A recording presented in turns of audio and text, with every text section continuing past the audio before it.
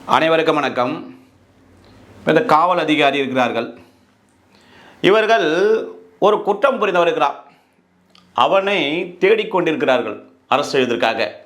அப்போ தகவல் கிடைக்கிறது, இவன் தான் அக்யூஸ்ட், இந்த வீட்டில் இவன் பதுங்கி இருக்கிறான் என்று தெரிய வருகின்றது.